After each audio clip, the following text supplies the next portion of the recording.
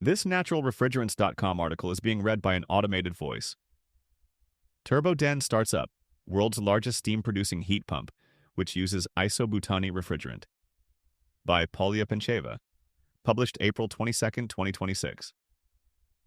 Italian heat pump manufacturer Turboden has started up what it says is the world's largest steam-producing heat pump. An isobutane unit that can generate 12 megawatts thermal of superheated steam at 3.4 bars, 49.3 pounds per square inch.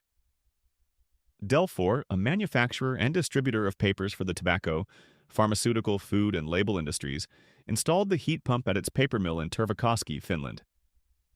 It is part of a €50 million, $58 million project to convert the Tervakoski mill to run on fossil-free energy.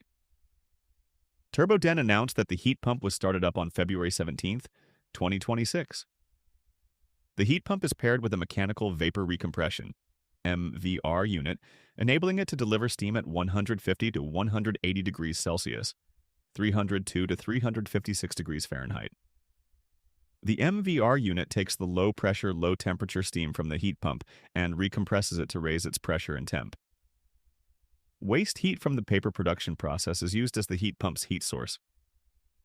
For the industrial and energy sectors, this project stands as clear evidence that large-scale heat pump technologies are a viable and already available decarbonization solution, delivering outstanding performance as a high-efficiency alternative to traditional fossil-based systems, said Paolo Bertuzzi, Managing Director and CEO Turboden. As part of its decarbonization commitment, Delfort sought a solution that could produce fully decarbonized steam, while guaranteeing the same quality, reliability, and continuity traditionally provided by fossil fuel boilers, Turboden said. The new heat pump, which replaced a fossil fuel boiler, will reduce Delfort's annual CO2 emissions by 19,000 metric tons. This project marks a significant milestone in Delfort's decarbonization journey, said Hannes Canast, a COO of Delfort, in a press release. The successful implementation of this efficient and sustainable heat pump process into our heat generation system clearly proves the potential of this technology. This investment reinforces our ability to deliver high-quality, sustainably produced paper solutions to our customers. A burgeoning sector. A growing number of companies are developing steam-producing heat pumps that use natural refrigerants to decarbonize different industrial processes. U.S. compressor manufacturer Copeland acquired Sustainable Process Heating, SPH, a German manufacturer of industrial high-temperature heat pumps, HTHP, in October 2025. At IIAR 2026, held March 15th to 18th in San Antonio, Texas, Copeland told naturalrefrigerants.com that it has made SPH's therm booster, HTHP, available in North America.